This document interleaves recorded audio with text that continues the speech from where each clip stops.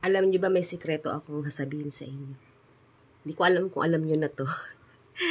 Alam niyo ba sa social media kung ano yung sikreto?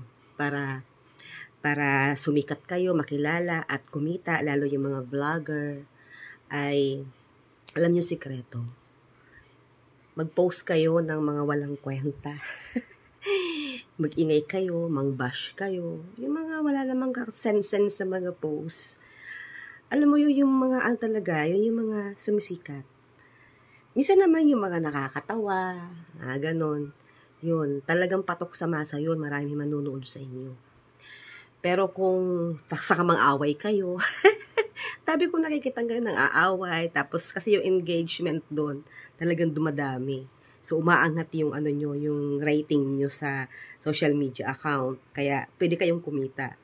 So, yun yung mga sekreto ng mga vlogger. Kaya, di ba, yung ibang mga vlogger, kapag di na sila sikat, gumagawa sila ng eksena para pag-usapan.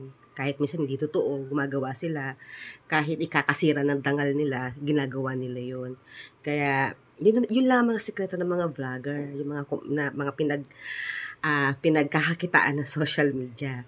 Pero kung magpo-post ka lang ng mga seryoso, yung mga talaga mga motivation, tapos yung mga daily routine mo lang, mga daily diary tulad ng ginagawa ko, tapos yung sa faith, mga ganon, tapos yung mga seryoso, mukhang mabait ka, wala sa yung papansin. Tapos kay Lord, yung mga post mo about kay Lord, wala talagang papansin sa iyo, kaya expected ko na yon. Pero sa akin naman kasi, nung pinasok ko tong mundo ng pagiging seryoso, expected ko na talaga to na walang manunood sa akin, walang papansin.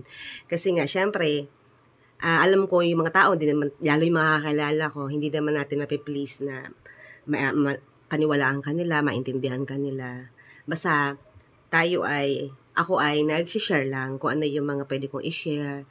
At kahit naman walang nag-react, walang nanonood, walang nag-react, walang nanonood, walang pumapansin. Alam ko mayroon nakakabasa. Kahit isa, dalawa, tatlo na may nakakabasa, okay na yun. At least, nai-share natin kung ano yung nasa tamang i-share, lalo na about kay God. Kaya tuloy-tuloy lang sa mga nai-share dyan ng mga topic about kay Lord. Huwag kayong magtimigil. Share nyo yung mga verse, kasi mas maraming tao sa social media na pwede makabasa kahit hindi nila yan tanggapin. At least nababasa nila yan. Malay nyo, yung Holy Spirit na rin ang mag-touch sa mga puso nila. Kaya mas maganda na meron silang nakikita. Kaya wag tumigil at mag-inspired pa rin na mag-inspired sa mga tao kahit hindi tayo pansinin. Kasi magsasawa din yan. Pag nagsawa sila, edi blockan na lang nila kung talagang ayaw ka nila makita. Kaya kung makita mo na nauubos na yung friends mo, ibig sabihin, nauubos na yung mga friends mo, ayaw ka nila makita. Pero laban lang. Kasi kapag ang intention mo naman ay maganda at ang intention mo para sa kabutihan ng mga tao na gusto mong i-share sa kanila, ay go lang. Pero kung ang mission mo talaga ay gusto mong kumita ng pera at pagkakitaan ng social media, yun nga yung sikreto. Mag-ingay kayo, mang-away kayo, mang-basher kayo. Yun, gumawa kayo ng mga kakaibang eksena para sumikat kayo at magkaroon kayo ng income. So, yun lang po. Pero hindi ko sasabing gawin niyo yun, ha? Sikreto lang yun. Pero bahala na kayo kung gawin niyo. Malalaki na kayo, alam niyo na yung tama at mali. So, yun lang. Bye-bye.